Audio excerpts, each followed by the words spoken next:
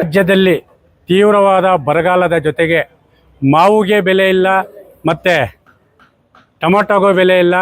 ಅದರ ಜೊತೆಗೆ ಅಗತ್ಯ ವಸ್ತುಗಳ ಬೆಲೆ ಏರಿಕೆಯಾಗಿದೆ. ನಾವು ಕೋಲಾರ ಜಿಲ್ಲಾ ಸಹಕಾರ ಬ್ಯಾಂಕ್ DCC ಬ್ಯಾಂಕಲ್ಲಿ ಸಾಲ ಪಡೆದಿದ್ದೀವಿ. ಆದರೆ ನಾವು ಸಾಲ ಕೊಡಲ್ಲ ಅಂತ ಹೇಳ್ತಾ ಇಲ್ಲ, ಸಾಲ ಮರುಪಾವತಿ ಮಾಡಲ್ಲ ಅಂತ ಹೇಳ್ತಾ ಇಲ್ಲ.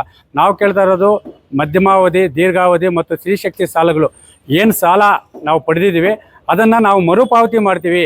ಬೆಲೆ ಕುಸಿತವಾಗಿದೆ, ಅಗತ್ಯ ವಸ್ತುಗಳ ಬೆಲೆ ಏರಿಕೆಯಾಗಿದೆ ಮತ್ತು ರಾಜ್ಯದಲ್ಲಿ ಬರಗಾಲ ಇರೋದ್ರಿಂದ ಬಲವಂತವಾಗಿ ಸಾಲ ವಸೂಲಾತಿಯನ್ನು 3 ತಿಂಗಳ ಕಾಲ ಮುಂದೂಡಬೇಕಂತೇಳಿ ಇವತ್ತು ರೈತ ಸಂಘದಿಂದ ಟೊಮೊಟೊ ಮತ್ತು ಈ ಒಂದು ಮಾವು ಸಮೇತ ಹೋರಾಟ ಮಾಡಿದ್ದೀವಿ. ನಮ್ಮ ಬೇಡಿಕೆ ಇಷ್ಟೇ, ನಾವು ಪ್ರಾಮಾಣಿಕವಾಗಿ ಸಾಲ ಮರುಪಾವತಿ ನಮ್ಮ ಬ್ಯಾಂಕು, ನಾವು ಸಾಲ ಮರುಪಾವತಿ ಮಾಡೇ ಮಾಡ್ತೀವಿ. ಆದರೆ ಬೆಲೆ ಕುಸಿತದಿಂದ ಕಂಗಾಲಾಗಿದ್ದೀವಿ. ದಯವಿಟ್ಟು ಬೆಳಗ್ಗೆ 6 ಗಂಟೆಗೆ ಎದ್ದುಬಿಟ್ಟು ನೀವು ಸಾಲ ವಸೂಲಿತಿಗೆ ಹಳ್ಳಿಗಳಿಗೆ ಬಂದುಬಿಟ್ಟೆ ರೈತರ ಪರಿಸ್ಥಿತಿ ಏನಾಗ್ಬೋದು? ಸ್ವಾಭಿಮಾನದಿಂದ ಬದುಕುತ್ತಿರುವ ರೈತರಿಗೆ ಇವತ್ತು ಬ್ಯಾಂಕ್ ಅಧಿಕಾರಿಗಳು ಸಾಲ ಕಟ್ಟಿಲ್ಲಂತೆ ಅಂಥೇಳಿ ಅವರ ಮನೆಗೆ ಬಂದಾಗ ಅವರು ಸ್ವಾಭಿಮಾನಕ್ಕೆ ಅಂಜಿ ಆತ್ಮಹತ್ಯೆ ಮಾಡ್ಕೊಂಡ್ರೆ ಅದಕ್ಕೆ ನೇರ ಕಾರಣ ಯಾರು? ಬ್ಯಾಂಕ್ ಅಧಿಕಾರಿಗಳೇ ಆಗ್ತಾ ಇದ್ದಾರೆ. ನಾವು ಕೇಳ್ತಾ ಇರೋದೇನೆಂದರೆ ಬೇಡ, ಬಲವಂತದ ಸಾಲ ಬೇಡ, ಬಲವಂತದ ಸಾಲ ವಸೂಲಾತಿ ಬೇಡ ಅಂತ ಹೇಳ್ತಾ ಇದ್ದೀವಿ.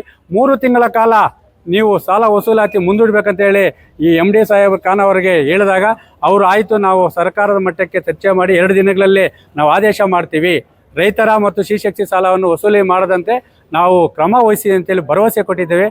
ಅವರೇನಾದರೂ ಮಾತು ತಪ್ಪಿದೆ ಆದರೆ ಖಂಡಿತವಾಗ್ಲೂ ನಮಗೂ ಗೊತ್ತಿದೆ 80ರ ದಶಕದ ಹೋರಾಟ ಯಾವ ರೀತಿ ಮಾಡಬೇಕಂತೇಳಿ. ಗ್ರಾಮೀಣ ಪ್ರದೇಶದ ಸಾಲ ವಸೂಲಾತಿಗೆ ಬರುವಂಥ ಬ್ಯಾಂಕ್ ಅಧಿಕಾರಿಗಳನ್ನು ನಮ್ಮ ಗ್ರಾಮೀಣ ಪ್ರದೇಶಗಳ ರೈತರ ತೋಟಗಳ ಬಳಿ ಕಟ್ಟಾಕುವ ಮುಖಾಂತರ ವಿಭಿನ್ನವಾದ ಹೋರಾಟ ಮಾಡಿ ನಮ್ಮ ನ್ಯಾಯ ಪಡೆದುಕೊಳ್ಳುವ ಎಚ್ಚರಿಕೆಯನ್ನು ಬ್ಯಾಂಕ್ ಅಧಿಕಾರಿಗಳಿಗೆ ನೀಡ್ತಾ ಇದ್ದೀವಿ.